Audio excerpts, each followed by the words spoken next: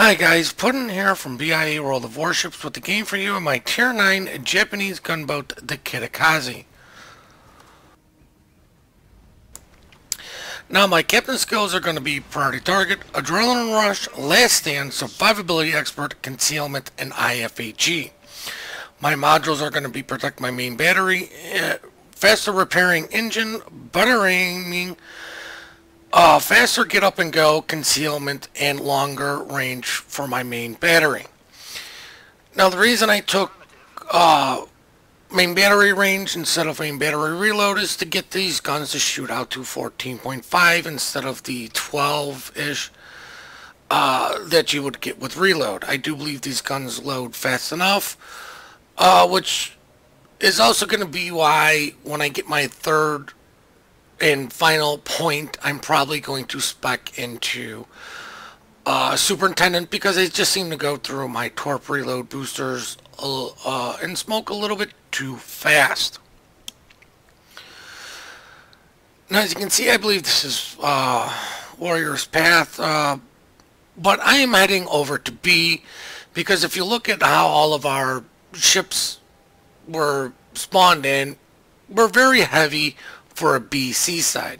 The other reason is I don't like A because of the two islands that separate A from B. Just that one little gap to get through. I kind of think A is a little bit like the D from North. You know, people just seem to get stuck in on A on this side, and they just never really seem to get out.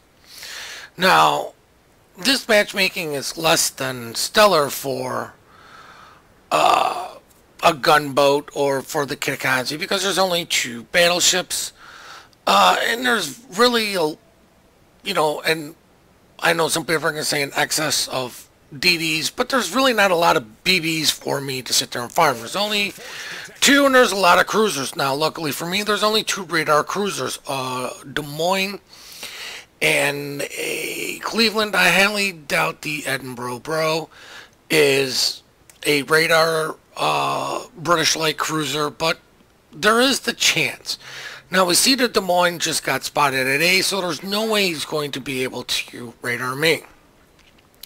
I still want to slow play getting on B, because while I have 5.9 concealment, there are still other DDs that can outspot me. I do have a Worcester that is right behind, so if I do need somebody for radar, I can ask for from that gentleman and smoke up and potentially just outright finish off the DD. Now, as you can see, I'm backing up into B. I want to have a good escape route, and having the I think it's engine mod 2, but the faster get up and go really is going to allow me just to get out of here faster, even hitting a speed boost. Now I wanted to back up far enough to see see if I could spot anything for these guys, keep things spotted. I was thinking about shooting at the Montana, but still we weren't aware of where the Cleveland is as the Cleveland pops up. I really don't want to smoke up and start shooting, because then they know exactly where I am on the B cap. At this point, I'm just got picked up by RPF, so they have an idea. They have to know there's a DD, but they do not know which destroyer it is for the most part. Because if you notice, our Fletcher hasn't moved. So by me smoking up and shooting, I'm going to give out exactly where I am, and they're going to know exactly which DD is on the cap. Now, what I'm thinking is, the guys from A, how are they going to transition over to B? If I was those DDs, I would, well, I say DDs, sorry, spoiler, but if I was that gearing that was last spotted over there, what I would do is actually come up through the little gap here. It's the fastest route. It could be the safest route. I know my torps are going to hit some of the island. But you know what? As I get spotted, as the enemy Kitakaze shows up, But normally coming up through that little crack would be relatively safe. But there's a couple things that actually would have stopped him, or should have, is I get one torpedo hit on the Kitakaze and I get a death strike on the Gearing. Managed to take out one of their Gearings, and I managed to put their gunboat on extremely low health. Now these torpedoes, I never should have sent these. These are bad torpedoes. This is shame on me. I'm gonna make another big mistake coming up, but luckily it's not going to cost me. At this point I was hoping the Grozovoy would have came in from behind this guy. We would have had this guy sandwiched between both of us. He's really not going to be able to torp me. He wouldn't have been able to torp the Grozovoy, and it really would be a 2v1 instead of having the Grozovoy come in through the front. And you know what? I mean, the guy's only got to have his guns looking one way. But you know what? With where the rooster was, I wasn't sure if he was spotted or not. It was kind of a risk. If the rooster was spotted, it's a big risk for these guys to come through. If he wasn't spotted, you know what? You never know. It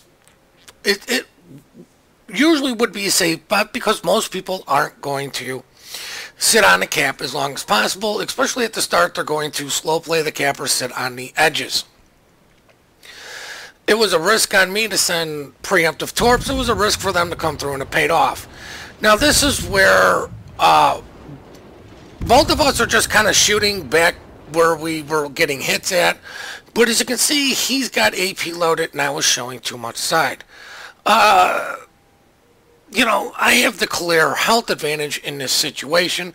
I'm about to get friendly help from the Grozovoy. But as you can see, you know, he's got his AP loaded, and just watch my health disappear. Now, I should have popped my smoke at this point, because just look how fast he's actually melting me. Now, I don't know why he didn't continue shooting, but, I mean, I lost a lot of health to that guy from his AP shells. Which is, you know, if you see a, you know, even somewhat of a side of a DD, your AP will do some serious damage. Now, I figured I'd let the Grozovoy go in, finish him up, because, you know, the Grozovoy gets a heal. You know, I acknowledge, thank you, but this is some of the thing with, you know, having the range over reload is the things that were spotting me were the ships all the way to the south, which is how that gentleman was able to get more hits on me, because I was spotted and he had the accuracy bonus. I'm not going to slow this down here, but if you can see, we have a lot of our ships still tied up at sea, which leaves the Grozovoy, Mogami, myself to hold this flank against at least a known Yamato and sorry about that, guys, a Yamato and a Des Moines that hasn't been spotted, as we pick up the Edinburgh Bro. So there are 3 ships over here, and there are 3 of us holding them back. And then I think this Yamato just, he screws up. Look at his health. He's slowing down, and he's probably going to sit there and start reversing. All he's going to do is sit there and let me farm him. This gentleman would have been so much better if he would have just pulled forward, not shot at anything, and turned around instead of sitting there, stopping, reversing, potentially trying to get to the Edinburgh smoke cloud that is behind him. I mean, there's a reason I call this maneuver that Yamato's doing pulling a boot. It's just why? It just doesn't make sense. Now, as you can see, I did use my torpedo reload. Normally I would use them instantly, but I wanted to have a little bit of a delay between my torpedoes, just to see what this gentleman was going to do. In case he DCP'd a flood, the second round of torps will come through and potentially flood this gentleman out. But luckily, I believe he DCP'd all the fires that everybody's setting on him. But I mean, just sitting there, reversing, trying to get to the smoke cloud. I'm going to quickly get to the, well, not quickly, I'm just going to slowly move up to the island. I was going to use the island for cover, but oh look, the Yamato that was at 3/4 health now just lost half of his health and is down to 1/4 because he just sat there and took it from all of us. I'm sure the Wooster was shooting at him. I'm sure the Mogami was shooting at him. I was shooting at him, and while that was going on, we managed to lose our Grozavoy.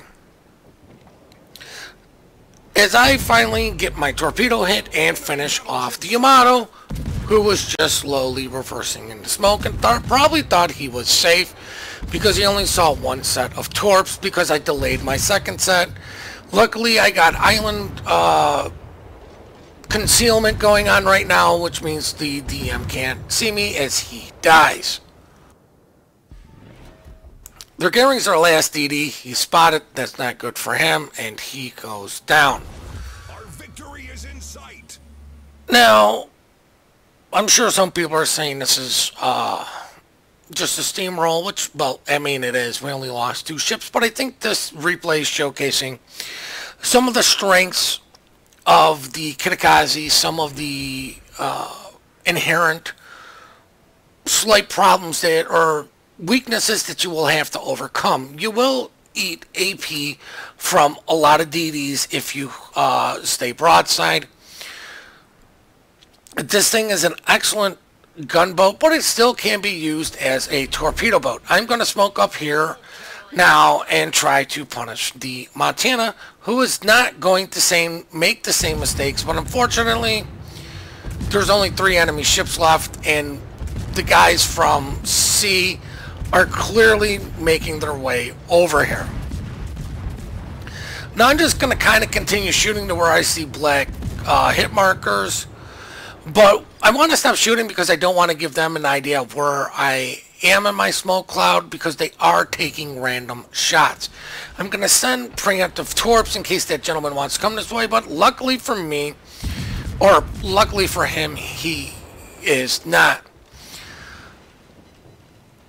But I mean, you can see by the turning circle how long it took me to turn around, how big it was, the slowness of this ship. You know, while you got this great DPM with IFHE on, you know, battleships and cruisers and stuff like that, you do have some weaknesses you have to be aware of. As I actually didn't think these Hipper torps were going to hit. I'm thinking the Fletcher and me are both making the same play. We have a Mogami on the other side. There's no way this Montana's making it out. And these torps by the Hipper actually surprised me. But how long do you think the Edinburgh bro is going to last as soon as a battleship sees him? I'm guessing not very long, as I'm quickly trying to get around this island to get in some very last minute damage. But here comes a battleship in the form of the curve first. His shells are definitely going to come in home. There they are. Good night, Edinburgh. And now the post-battle result. I do hope you guys enjoyed the replay. I do hope you took something away from this. Learn from my mistakes and my errors. Part of the reason we chose this replay is because Kitakaze is new and shiny, and I believe this replay showcases a lot of its strengths and some of its weaknesses, and its versatility as a destroyer, as the puppies are arguing about this. We do appreciate all the support you guys do give us. We do love the replays you send us. The email for that is in the description down below. Please remember to compliment good teamwork, good team play. We are quick to report, slow to compliment. And on that note, guys, please hit the like and subscribe button, and have yourselves one heck of a great day.